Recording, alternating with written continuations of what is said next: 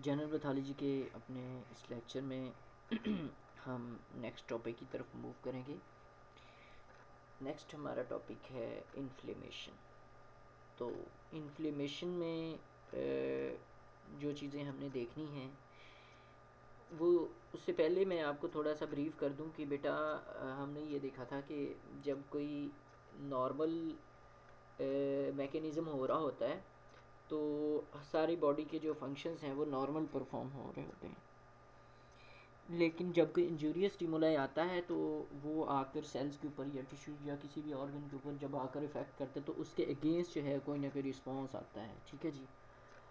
अब वो रिस्पॉन्स पहले हमने देखा कि अगर तो इंजूरियस स्टिमुलाई जो है वो काबिल बर्दाश्त होता है, सेल अपने आप को मॉडिफाई करने की कोशिश करता है, अपने अंदर अडाप्टेशंस लेकर आता है, जैसे कि हाइपरप्लेजिया, हाइपरट्रॉफी, डिस्प्लेजिया, जो चीज़ें हमने पहले पढ़ी हैं, या फिर कुछ अबनॉर्मलिटीज़ हैं जिसमें इंट्रासेलुलर एक्यूमुलेशंस थी वो हमने पढ़ी। अब उसके बाद आ जाता है इन्फ्लेमेशन। इन्फ्लेमेशन जो है ये भी एक इंजूरियस स्टिमुलाई के अगेंस्ट एक रिस्पॉन्स होता है।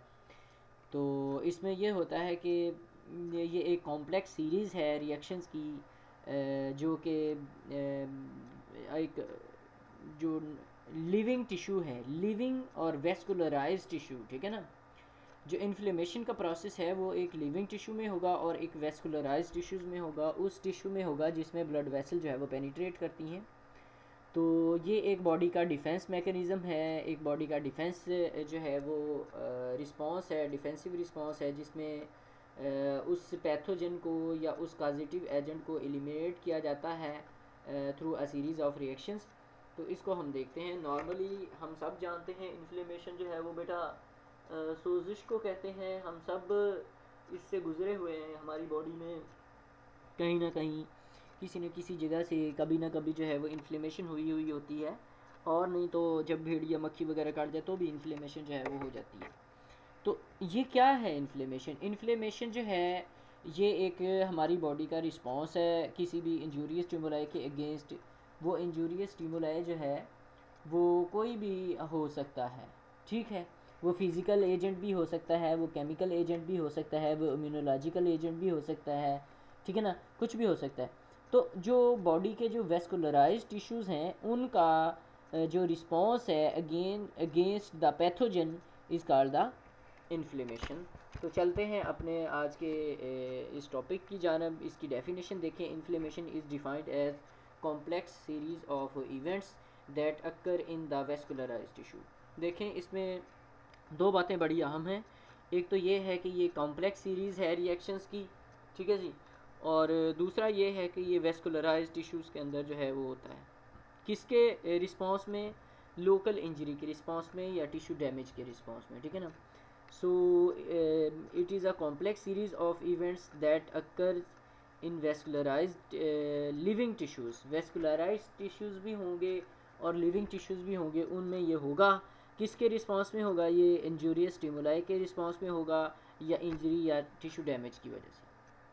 अब इन्फ्लेमेशन जो है वो ज़ाहरी बात है वेस्कुलराइज्ड टिश्यूज़ का एक रिस्पॉन्स होता है इन्फेक्शंस के अगेंस्ट, डैमेज टिश्यूज़ के अगेंस्ट, जो कि सेल्स को और मॉलिक्यूल्स को जो है वो होस्ट जो है वो डिफेंस में लेकर आते हैं। वो सेल्स जो कि नॉर्मली आपके ब्लड सर्कुलेशन में होते हैं वो फिर ब्लड सर्कुलेशन को छोड़ देते हैं और उस जगह पर आ जाते हैं जहाँ पर वो जो है इन्फेक्शियस एजेंट जो है वो मौजूद होता है। So the host cell defense from the circulation to the site where they are needed, उस जगह पर पहुंच जाएंगे जहां उनकी ज़रूरत होती है, in order to eliminate the offending agent, उस offending agent को eliminate करने के लिए जिसकी वजह से जो है inflammation start हुई है। तो inflammation जो है वो आप ये कह लें कि एक बॉडी का मतलब कि एक ऐसा रिस्पॉन्स है जो कि वेस्कुलराइज टिश्यूज़ देंगे और उन सेल्स के अगेंस्ट जो है ये रिस्पॉन्स देते हैं जो कि एज अ पैथोजन काम करते हैं। नॉर्मली जो हमारा होस्ट का डिफेंस सिस्टम है उसमें वो सेल्स जिसमें मैक्रोफेजेस, न्यूट्रोफिल्स, ठीक है ना, और ईओसिनोफिल्स वगैरह जो नॉर्मली ब्लड सर्कुलेशन का हिस्सा होते हैं, लेकिन जब कभी कोई किसी जगह पे कोई पैथोजन आ जाता है तो फिर ये सेल्स जो हैं उस जगह पर चले जाएंगे। इसकी बेटा मैं आपको यहाँ पर तस्वीर जो है ये दिखाता हूँ, यहाँ से आपको समझ आएगी। ये देखें, ये है जी एक ब्लड वेसल। देखें ये एक ब्लड वेसल है, इसमें ग्रेनुलोसाइट्स हैं जिसमें न्यूट्रोफिल्स, वेजोफिल्स और इयोसिनोफिल्स हैं। इसके अलावा मोनोसाइट्स हैं ये नॉर्मली आपके, और इसके अलावा प्लेटलेट्स हैं, प्रोटीन्स हैं। ये नॉर्मली क्या होता है, नॉर्मली ये होता है कि ये ब्लड सर्कुलेशन के अंदर जो है वो ये सेल सारे जो है वो मौजूद होते हैं। और ब्लड वेसल आपको पता है कि उसकी इंटीमल लेयर है, यहाँ पर एपिथेलियल लाइनिंग है, ठीक है ना। तो होगा क्या, यहाँ अगर हम देखते हैं कि ये एक्स्ट्रा सेलुलर जो है एक्स्ट्रा वेस्कुलर या इंटरस्टिशियल स्पेस है, यहाँ पर ये देखें अगर यहाँ पर कोई पैथोजन आ जाता है, लाइक ये माइक्रोब्स आ जाते हैं, तो ये माइक्रोब्स जो हैं ये डिटेक्ट किए जाएंगे सबसे पहले।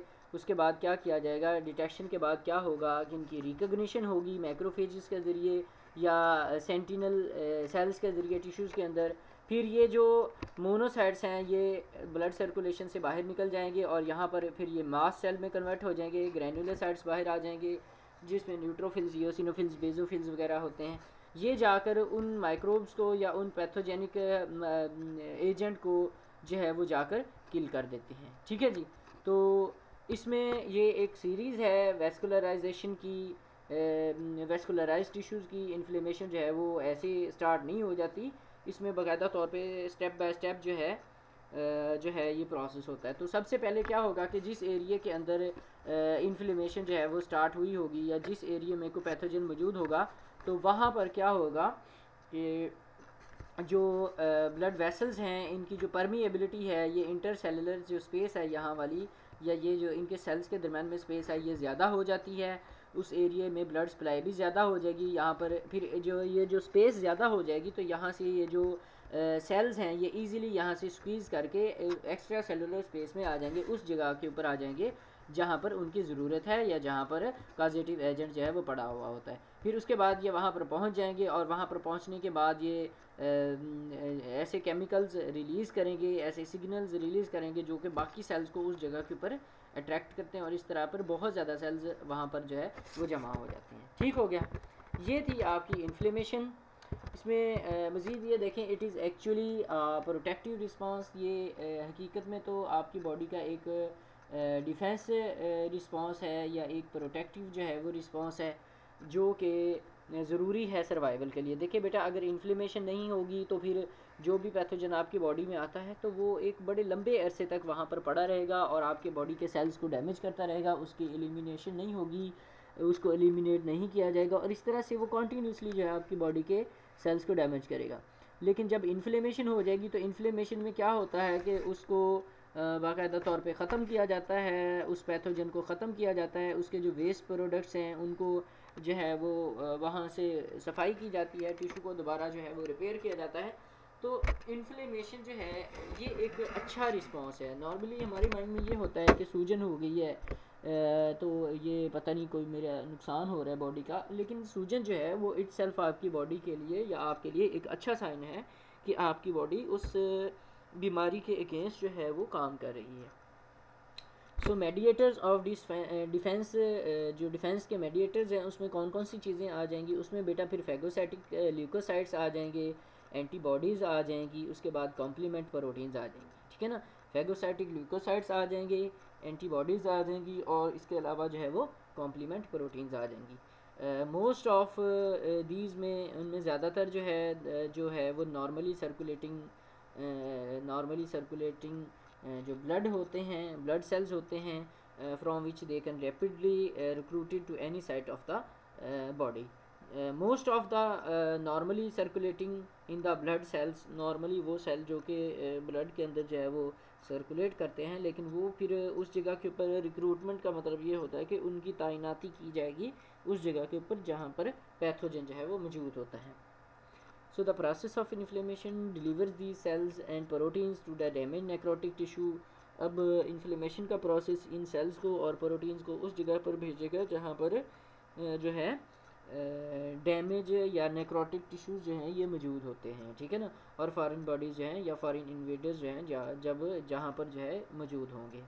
फिर उसके बाद देखें विदाउट इन्फ्लेमेशन के बगैर क्या होता है कि अगर इन्फ्लेमेशन नहीं होगी तो फिर क्या होगा, इन्फेक्शियस या इन्फेक्शन वुड गो अनचेक, जो इन्फेक्शंस हैं वो अनचेक की रह जाएंगी, मतलब कि आगे नहीं बढ़ पाएंगी। इन्फेक्शन एज इट इज़ जो है वो ज़्यादा से ज़्यादा होती जाएंगी। वाउंड जो हैं, जो ज़ख़म हैं आपके, वो भरेंगे नहीं, उनकी हील नहीं होगी, heal will never, wound will never heal, and injured tissues जो हैं they might remain permanent festering sores, ठीक है ना। तो जो आपके इंजर्ड टिश्यूज़ हैं वो एक परमानेंट जो है सोरेसिस के अंदर जो है वो कन्वर्ट हो जाता है, मतलब कि एक ना भरने वाले ज़ख़म के अंदर जो है वो कन्वर्ट हो सकते हैं। So in addition to inflammatory cells के अलावा क्या होता है, कंपोनेंट्स ऑफ इन्नेट इम्यूनिटी के जो कंपोनेंट्स हैं जिसमें जो है वो दूसरे सेल शामिल हैं, जैसा कि नेचुरल किलर सेल्स हैं, उसमें डेंड्रेटिक सेल्स हैं, उसमें एपिथेलियल सेल्स हैं, इसके अलावा सॉल्यूबल फैक्टर्स हैं जैसे कि प्रोटीन्स हैं, इसके अलावा कॉम्प्लीमेंट सिस्टम है। बेटा ये इन्फ्लेमेशन एक कॉम्प्लेक्स सीरीज है प्रोसेस की, तो ये इंशाल्लाह आपको मैं डिटेल से ही समझाऊंगा। तो इसमें ना सिर्फ आपके मोनोसाइट्स, मैक्रोफेजेस, उसके बाद न्यूट्रोफिल्स, लिम्फोसाइट्स होते हैं, बल्कि इसके अलावा भी दूसरे सेल्स होते हैं जिनमें नेचुरल किलर सेल्स आ जाते हैं, डेंड्रेटिक सेल्स आ जाते हैं, एपिथेलियल सेल्स, और इसके अलावा प्लाज्मा जो है वो प्रोटीन्स आ जाती हैं, और इसके अलावा कॉम्प्लीमेंट सिस्टम आ जाते हैं। तो ये सारी चीज़ें जो है मिल मिला के इन्फ्लेमेशन काज करवाती हैं। They also function to eliminate the damage cells, वो डैमेज सेल्स को एलिमिनेट करने के लिए भी काम करते हैं और फॉरेन बॉडीज़ को एलिमिनेट करने के लिए भी काम करते हैं। तो अब देखिए इन्फ्लेमेटरी रिएक्शन सीरीज़ क्या है, देखें the typical inflammatory reaction develops through a series of sequential steps. तो इन्फ्लेमेशन जो है वो ऐसे स्टार्ट नहीं हो जाती, इन्फ्लेमेशन बाकायदा तौर पे एक सीरीज़ की सूरत में जो है ये स्टार्ट होती है और फिर आगे से आगे जो है जाती है। इसमें देखिए सबसे पहले क्या होगा, ऑफेंडिंग एजेंट आएगा जो कि जो कि एक्स्ट्रा वेस्कुलर टिश्यूज़ के अंदर जो है वो मौजूद होता है, और इसको रिकग्नाइज़ कौन करेगा, इसको रिकग्नाइज़ करेंगे होस्ट सेल और होस्ट मॉलिक्यूल, क्योंकि जैसे ही कोई फॉरेन मटेरियल आएगा या कोई भी पैथोजन है जो आपकी बॉडी के अंदर से ही है, तो जो एज अ फॉरेन कंसिडर किया जाएगा उसको सबसे पहले उसकी रिकग्निशन होगी, उसको पहचाना जाएगा। पहचानेगा कौन, पहचानेंगे होस्ट सेल और जो है मॉलिक्यूल्स, उसको पहचानेंगे। उसके बाद क्या होगा, उसके बाद जो ल्यूकोसाइट्स और प्लाज्मा प्रोटीन्स हैं वो उस जगह के ऊपर उनकी रिक्रूटमेंट हो जाएगी, मतलब कि ल्यूकोसाइट्स और प्लाज्मा प्रोटीन ब्लड सर्कुलेशन को छोड़कर उस जगह पर चली जाएंगी जहाँ पर ऑफेंडिंग एजेंट जो है वो मौजूद है सेकंड स्टेप में। तीसरे स्टेप में क्या होगा, ल्यूकोसाइट्स और प्रोटीन जो हैं इनकी एक्टिवेशन हो जाएगी और वो मिलकर काम करेंगे, उसको डिस्ट्रॉय करेंगे, उस ऑफेंडिंग एजेंट को या उस ऑफेंडिंग सब्सटेंस को एलिमिनेट करेंगे और डिस्ट्रॉय करेंगे। और फाइनल स्टेप में क्या होगा, ये रिएक्शन जो है आखिर पर जो है ये कंट्रोल किया जाता है और टर्मिनेट कर दिया जाता है, और जो टिश्यू है वो दोबारा अपनी नॉर्मल हालत में आ जाता है, और जो ऑफेंडिंग एजेंट है वो आहिस्ता आहिस्ता वहाँ से ख़त्म कर दिया जाता है। ये बेटा तस्वीर मैंने पहले भी आपको दिखा दी है, इसमें देखें नॉर्मली प्लाज्मा प्रोटीन्स और ये जो ब्लड सेल्स हैं ये सर्कुलेशन में मूव करते हैं, लेकिन जब कोई ऑफेंडिंग एजेंट आ जाएगा तो फिर क्या होगा कि यहाँ से ये mast cell, dendritic cell, macrophages, ठीक है ना, ये यहाँ से ब्लड सर्कुलेशन को छोड़कर उसकी साइड पे चले जाएंगे और वहाँ पर जाकर इनकी एक्टिवेशन हो जाती है। इसके बाद केमिकल मीडिएटर रिलीज़ होते हैं जिससे मज़ीद नए सेल्स यहाँ से उस जगह पर चले जाते हैं और उस चीज़ को जो कि ऑफेंडिंग एजेंट है उसको ख़त्म कर देंगे। ख़त्म करने के बाद जो है ये दोबारा रिस्टोर हो जाएगा नॉर्मल। अब देखें फंडामेंटल प्रॉपर्टीज़ ऑफ इन्फ्लेमेशन में कौन कौन सी चीज़ें हैं ये ज़रा हम देखते हैं। कंपोनेंट्स ऑफ इन्फ्लेमेटरी रिस्पॉन्स है, इसमें हार्मफुल कॉन्सिक्वेंसेज ऑफ इन्फ्लेमेशन है, लोकल और सिस्टेमिक इन्फ्लेमेशन है, मीडिएटर्स ऑफ इन्फ्लेमेशन और एक्यूट और क्रोनिक इन्फ्लेमेशन। सो सबसे पहले हम डिस्कस करेंगे कंपोनेंट्स ऑफ इन्फ्लेमेटरी रिस्पॉन्स। देखें जी कौन कौन सी चीज़ें ऐसी हैं जो मिलकर इन्फ्लेमेशन काज करवाती हैं। So the major components of the inflammatory reaction in the tissue are the blood vessels and the leukocytes. जो मेजर कंपोनेंट्स हैं जिनकी वजह से जो है वो इन्फ्लेमेशन होती है वो है बेटा दो चीज़ें हैं, जिसमें ब्लड वेसल्स आ जाएंगे और ल्यूकोसाइट्स आ जाएंगे। ठीक हो गया। ब्लड वेसल्स क्या है देखते हैं ज़रा। ब्लड वेसल्स क्या है, blood vessels dilate. Blood vessel जो है बेटा जब इन्फ्लेमेशन होती है तो ब्लड वेसल उस एरिया में डायलेट हो जाती हैं और जो ब्लड फ्लो है वहाँ पर कम हो जाएगा। जब ब्लड फ्लो कम हो जाएगा तो जो ब्लड वेसल्स की जो परमीएबिलिटी है वो ज़्यादा हो जाती है, और ज़्यादा से ज़्यादा जो सेल्स होंगे वो वहाँ से ब्लड वेसल से निकलने के बाद जो है एक्स्ट्रा सेलुलर जो स्पेस है वहाँ पर चले जाते हैं। So blood vessel dilate to slow down blood flow and by increasing their permeability, और इसके बाद उनकी जो परमीएबिलिटी है वो ज़्यादा कर दी जाती है। दे एनेबल सिलेक्टेड सर्कुलेटिंग प्रोटीन्स, वो फिर सिलेक्टेड सर्कुलेटिंग प्रोटीन्स को एनेबल कर देती हैं, और वो उस जगह के ऊपर जो है इन्फेक्शन वाली जगह पे जो है वो जाकर इंटर हो जाती हैं और टिश्यूज़ जो हैं उनको डैमेज कर देती हैं। इसके साथ ही आ जाते हैं बेटा ल्यूकोसाइट्स। ल्यूकोसाइट्स क्या हैं देखें, circulating leukocytes first come to health and then migrate to the tissues. सबसे पहले जो ल्यूकोसाइट्स हैं वो सबसे पहले क्या करेंगे कि वो ब्लड सर्कुलेशन को छोड़ेंगे, ब्लड सर्कुलेशन को छोड़ने के बाद उस डैमेज टिश्यू वाली जगह पर आएंगे, और वहाँ से जनाब साहब वो फिर आगे जो प्रोसेस है इन्फ्लेमेशन का वो शुरू करवाते हैं। ल्यूकोसाइट्स क्या करते हैं, circulating leukocytes first come to here and then migrate to the tissue damage, और इसके बाद देखें ल्यूकोसाइट्स उसके बाद एक्टिवेट हो जाएंगे बेटा। जैसे ही उस जगह पर पहुँचेंगे जहाँ पर वो इन्फेक्शियस एजेंट मौजूद है तो यहाँ पर जाकर इनकी एक्टिवेशन हो जाएगी, और अब उनके पास ये एबिलिटी आ जाएगी कि वो इंजेस्ट भी कर सकते हैं और डिस्ट्रॉय भी कर सकते हैं माइक्रोब्स को और डेड सेल्स को और फॉरेन बॉडीज़ को और दूसरे अनवांटेड मटेरियल्स को टिश्यूज़ के अंदर।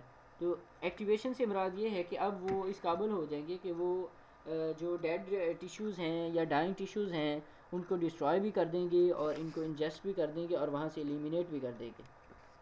इसके बाद देखिए हार्मफुल कॉन्सिक्वेंसेस ऑफ इन्फ्लेमेशन। कुछ इन्फ्लेमेशन के नुकसानात भी हैं या हार्मफुल कॉन्सिक्वेंसेस भी हैं। देखें इन्फ्लेमेशन की वजह से एलर्जीज़ भी हो सकती हैं, ऑटोइम्यून डिजीज़ भी हो सकती हैं, रोमाटाइड आर्थराइटिस भी होता है, एथेरोस्क्लेरोटिक डिजीज़ भी होती है, लंग्स फाइब्रोसिस भी होता है, या फिर हाइपर सेंसिटिविटी रिएक्शन जो हैं ये हो सकते हैं। लोकल और सिस्टेमिक इन्फ्लेमेशन का ज़रा फ़र्क देखिए। फिर इन्फ्लेमेशन की मेजरली दो टाइप्स हैं, एक लोकल इन्फ्लेमेशन है और दूसरी है बेटा सिस्टेमिक इन्फ्लेमेशन। जो लोकल इन्फ्लेमेशन है देखें, much of this discussion of inflammation focuses on the tissue reaction that is local response to an infection or localized damage। क्योंकि लोकल इन्फ्लेमेशन में ये होगा कि जिस जगह पर इंजूरियस स्टिमुलाई मौजूद है वहीं पर ही इन्फ्लेमेशन हो रही है। फ़र्ज़ करें वो आपके हाथ में अगर कि इंजूरियस स्टिमुलाई हाथ की उंगली में मौजूद है तो वहाँ पर ही इन्फ्लेमेशन होगी। तो ये इस इन्फ्लेमेशन को हम कहते हैं लोकल इन्फ्लेमेशन, जो उसी ख़ास एरिया में होती है जहाँ पर इंजूरियस स्टिमुलाई जो है वो मौजूद होता है। दूसरी है बेटा सिस्टेमिक इन्फ्लेमेशन। ये रेयर सिचुएशंस में ऐसे होता है कि कुछ डिसेमिनेटेड बैक्टीरियल इन्फेक्शन में कि जो इन्फ्लेमेटरी रिएक्शन है वो सिस्टेमिक हो जाता है। बेटा सिस्टेमिक से मुराद ये होता है कि एक जनाब साहब एरिया से शुरू होकर जो है फैलता जाएगा, ठीक है ना। सिस्टेमिक होता है and causes wide spread pathogenic abnormality, तो इसमें बहुत ज़्यादा पैथोजेनिक अबनॉर्मलिटीज़ जो हैं वो आ जाती हैं। This reaction has been called the sepsis, इसको हम सेप्सिस कहते हैं, which is one of the form of systemic inflammatory response, जो कि एक सिस्टेमिक इन्फ्लेमेटरी रिस्पॉन्स के जो है वो है। सो ये रिएक्शन क्या है, सेप्सिस है। इसमें क्या होगा कि बैक्टीरिया जो है वो आपकी स्किन में अगर कहीं जगह किसी जगह पे इंटर होता है तो वहाँ से इंटर होने के बाद वो किसी दूसरी जगह के ऊपर मूव करना शुरू कर देता है। तो जब एक बैक्टीरिया आपकी बॉडी में फैल जाता है तो उसको हम फिर सेप्सिस कहते हैं, और ये एग्जांपल है सिस्टेमिक इन्फ्लेमेशन की। उसके बाद हैं जी मीडिएटर्स ऑफ इन्फ्लेमेशन। मीडिएटर से मुराद ये है कि साथ देने वाले इन्फ्लेमेशन में जारी बात है सिर्फ वो सेल्स ही नहीं होते जो इन्फ्लेमेशन काज करवाते हैं, इसके अलावा और भी सेल्स होते हैं जो उनका साथ देते हैं, तो इसको हम कहते हैं मीडिएटर्स ऑफ इन्फ्लेमेशन। तो अब हम देखते हैं कि कौन कौन से केमिकल मीडिएटर्स हैं इन्फ्लेमेशन के। देखें the vascular and cellular reactions of inflammation are triggered by soluble factors. Vascular और सेलुलर रिएक्शन जो है इन्फ्लेमेशन का वो सॉल्यूबल फैक्टर्स के साथ जो है वो शुरू होता है, जो कि प्रोड्यूस करते हैं वेरियस सेल्स, ठीक है ना। मुख्तलिफ सेल्स जो हैं उसको प्रोड्यूस करते हैं, are derived from the plasma protein, या फिर वो प्लाज्मा प्रोटीन से जो है वो लिया जाते हैं। अब and are generated are activated in response to the inflammatory stimulus, और इसके अलावा वो इन्फ्लेमेटरी रिस्पॉन्स या इन्फ्लेमेटरी स्टिमुलस के अगेंस्ट जो है वो जनरेट किए जाते हैं या एक्टिवेट किए जाते हैं। तो इनमें कौन कौन सी चीज़ें हैं ज़रा देखते हैं। इसमें सबसे पहले बेटा आ जाएंगे माइक्रोब्स, उसके बाद हाइपोक्सिया है, लेक ऑफ ऑक्सीजन, और उसके बाद necrotic cells. These are called the chemical mediators of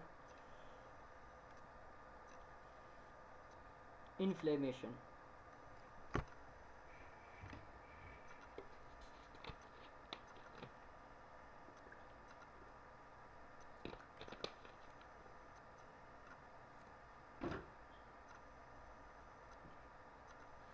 इसके बाद है जी बेटा acute and chronic inflammation. Acute and chronic inflammation की जब हम बात करते हैं तो देखें जो एक्यूट इन्फ्लेमेशन है वो इनिशियल इन्फ्लेमेशन है, रैपिड रिस्पांस है इन्फेक्शन के लिए, और ये डैमेज टिश्यूज़ के अंदर होता है, इसको हम एक्यूट इन्फ्लेमेशन कहते हैं। ये डेवलप होता है विद इन मिनट्स और घंटों तक रहता है, शार्ट ड्यूरेशन का होता है, शॉर्ट लास्टिंग है, ये तकरीबन कुछ घंटे से या कुछ दिन तक जो है वो रहता है। इसकी करैक्टरिस्टिक्स क्या है, इसमें एक्सुडेशन होती है फ्लूइड की और प्लाज्मा प्रोटीन्स की, एडिमा होता है और इमिग्रेशन होती है ल्यूकोसाइट्स की, और प्रीडोमिनेटली इसमें कौन कौन सी चीज़ें होंगी, न्यूट्रोफिल्स होंगे। अच्छा बेटा ये बहुत अहम चीज़ है कि वो MCQs में भी पूछता है कि जो एक्यूट इन्फ्लेमेशन है इसमें डोमिनेंट सेल्स कौन से होंगे। तो जो एक्यूट इन्फ्लेमेशन है इसमें डोमिनेंट सेल्स होंगे न्यूट्रोफिल्स, ठीक है जी। एक्यूट इन्फ्लेमेशन में जो डोमिनेंट सेल्स होते हैं वो न्यूट्रोफिल्स होते हैं और इननेट इम्यूनिटी होती है। मैं दोबारा आपको समझा देता हूँ बेटा, जो एक्यूट इन्फ्लेमेशन होती है ना, और एक्यूट कहते हैं जो ताज़ी ताज़ी हो। एक्यूट इन्फ्लेमेशन जो है वो इनिशियल और रैपिड रिस्पांस है इन्फेक्शन के अगेंस्ट डैमेज टिश्यूज़ का, इसको हम एक्यूट इन्फ्लेमेशन कहते हैं। ये तकरीबन विद इन मिनट्स शुरू होगा और घंटों और दिनों तक जो है ये रहता है। इसकी करैक्टरिस्टिक्स क्या हैं, इसमें एक्सुडेशन होती है फ्लूइड की और प्लाज्मा प्रोटीन्स की, एडिमा हो जाता है, इमिग्रेशन होती है ल्यूकोसाइट्स की, जिसमें ज़्यादातर जो है वो आपके न्यूट्रोफिल्स होंगे।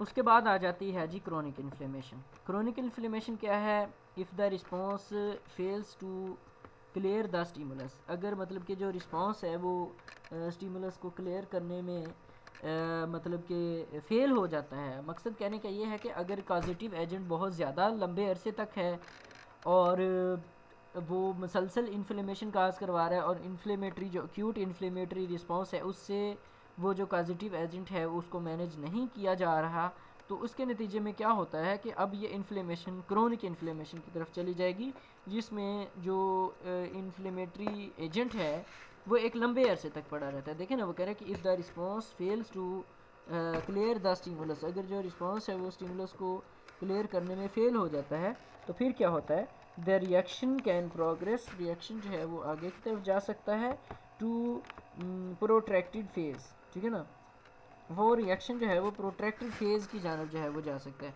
जिसको हम क्या कहते हैं, जिसको हम क्रोनिक इन्फ्लेमेशन कहेंगे। क्रोनिक इन्फ्लेमेशन जो है वो एक अडेप्टिव इम्यूनिटी का रिस्पॉन्स है, ठीक है ना। वो एक्यूट इन्फ्लेमेशन कौन सी इम्यूनिटी थी, इननेट इम्यूनिटी, जबकि क्रोनिक इन्फ्लेमेशन जो है वो किसकी कौन सा रिस्पॉन्स है, वो है बेटा अडेप्टिव इम्यूनिटी का रिस्पॉन्स है, ठीक है ना। तो यहाँ पर आप देख सकते हैं कुछ डिसऑर्डर्स हैं और सेल मॉलिक्यूल जो कि इसमें इन्वॉल्व हैं इंजरी में। देखें सबसे पहले हम देखते हैं एक्यूट इन्फ्लेमेशन को। तो एक्यूट इन्फ्लेमेशन में जो है वो न्यूट्रोफिल्स होंगे और ये होंगे एक्यूट रिस्पिरेटरी डिस्ट्रेस सिंड्रोम के अंदर। इसके अलावा एस्थमा में होंगे न्यूट्रोफिल्स इयोसिनोफिल्स और IgE एंटीबॉडीज़। ग्लोमेरुलोनेफ्राइटिस में एंटीबॉडीज़ होंगी और कॉम्प्लीमेंट सेल्स होंगे, और इसके अलावा न्यूट्रोफिल्स और मोनोसाइट्स होंगे। सेप्टिक शॉक में जो है वो साइटोकाइंस होंगे। और उसके बाद आ जाती है बात क्रोनिक इन्फ्लेमेशन की। तो क्रोनिक इन्फ्लेमेशन में जो है वो आर्थराइटिस है, आर्थराइटिस में जो है वो लिम्फोसाइट्स होंगे, मैक्रोफेजेस होंगे, एंटीबॉडीज़ होंगी। और एस्थमा है, एस्थमा में इयोसिनोफिल्स होंगे और IgE एंटीबॉडीज़ होंगी। इसके अलावा एथीरोस्क्लेरोसिस है, एथीरोस्क्लेरोसिस में बेटा मैक्रोफेजेस होंगे, लिम्फोसाइट्स होंगे। इसके बाद जो पल्मोनरी फाइब्रोसिस है, पल्मोनरी फाइब्रोसिस में जो है ये मैक्रोफेजेस होंगे, फाइब्रोब्लास्ट होंगे। सो ये एग्जांपल्स हैं थोड़ी सी क्रोनिक और एक्यूट इन्फ्लेमेशन की। अब हम थोड़ा सा फ़र्क देखेंगे क्रोनिक और एक्यूट इन्फ्लेमेशन में। तो एक्यूट इन्फ्लेमेशन का जो ऑनसेट्स है वो होता है फ्यू मिनट्स का या आवर्स का, जबकि क्रोनिक इन्फ्लेमेशन है वो स्लो होगी लेकिन डेज़ तक जो है वो रहेगी। एक्यूट इन्फ्लेमेशन फास्ट होती है लेकिन वो जल्दी ख़त्म हो जाती है, जबकि जो क्रोनिक इन्फ्लेमेशन है वो देर से होती है, देर से ख़त्म होती है। और जो सेलुलर इन्फिल्ट्रेट है, एक्यूट इन्फ्लेमेशन में ज़्यादातर न्यूट्रोफिल्स आपको नज़र आएंगे, जबकि क्रोनिक इन्फ्लेमेशन में आपको मोनोसाइट्स, मैक्रोफेजेस और लिम्फोसाइट्स भी नज़र आएंगे। जो टिश्यू इंजरी है या फाइब्रोसिस है एक्यूट इन्फ्लेमेशन में थोड़ी सी माइल्ड होती है और सेल्फ लिमिटेड होती है, जबकि जो क्रोनिक इन्फ्लेमेशन है उसमें ज़्यादातर सवेयर होगी और प्रोग्रेसिव होगी। एक्यूट इन्फ्लेमेशन में जो का जो फीचर एक और है इसमें, जो एक्यूट इन्फ्लेमेशन है ये लोकल होती है और सिस्टेमिक होती है, और जबकि जो क्रोनिक इन्फ्लेमेशन है वो लेस लोकल होगी और लेस सिस्टेमिक होगी। ठीक हो गया, ये बेटा थोड़ा सा फ़र्क है। उसके बाद देखें काजेज़ ऑफ इन्फ्लेमेशन के, इन्फ्लेमेशन में कौन कौन सी ऐसी वजूहात होती हैं जिनकी वजह से जो है इन्फ्लेमेशन हो जाती है। तो इसमें सबसे पहले है जी इन्फेक्शियस या इन्फेक्टिव एजेंट। इन्फेक्टिव एजेंट में बेटा बैक्टीरिया भी हो सकता है, वायरसेस भी हो सकते हैं, और उन वायरसेस या बैक्टीरिया की टॉक्सिन्स भी हो सकते हैं। इसके अलावा फंजाई हो सकती हैं, पैरासाइट्स हो सकते हैं। और अम्यूनोलॉजिकल एजेंट्स में जो है वो सेल मेडिएटेड और एंटीजन एंटीबॉडी रिएक्शन होते हैं, cell mediated antigen antibody reactions होंगे। फिज़िकल एजेंट्स में जो है वो हीट हो सकती है, कूल हो सकता है, रेडिएशंस हो सकती हैं, मैकेनिकल ट्रॉमा हो सकता है। और केमिकल एजेंट्स में जो है वो ऑर्गेनिक और इनऑर्गेनिक पॉइजन्स जो है वो हो सकते हैं। इसके अलावा इनर्ट मटेरियल जो हैं उनमें फॉरेन बॉडीज़ जो है वो हो सकती हैं। तो दीज आर द काजेटिव एजेंट, जिसमें देखें इन्फेक्शियस या इन्फेक्टिव एजेंट होंगे, इम्यूनोलॉजिकल एजेंट होंगे, फिज़िकल एजेंट होंगे, केमिकल एजेंट होंगे, और इंटरनल मटेरियल जो है ये हो सकते हैं जिसमें फॉरेन बॉडीज़ वगैरह शामिल हैं। उसके बाद साइन एंड सिम्टम्स देखिए, हमें कैसा पता चलेगा अभी यहाँ पर इन्फ्लेमेशन हुई है। सो 4 कार्डिनल साइंस और symptoms of inflammation are very important, जिसमें रबर जो है जिसको रेडनेस कहते हैं, रूबर ट्यूमर जो है उसमें स्वेलिंग होगी उस एरिया में, कैलोर जो है उसमें हीट होगी, डॉलर जो है उसमें पेन होगा। सो रोबर, ट्यूमर, कैलोर और डॉलर। रोबर किसको कहेंगे? रेडनेस को। ट्यूमर किसको कहेंगे? स्वेलिंग को। और कैलोर किसको कहेंगे? हीट को। और डोलोर पेन को। सो ये फिफ्थ जो है उसमें एक और भी है जिसको कहते हैं फंक्शुअल। सो फंक्शुअल जो है इसमें ये होता है कि वो ऑर्गन या वो टिश्यू जो है वो काम करना छोड़ देता है, ये भी उसमें है साइन।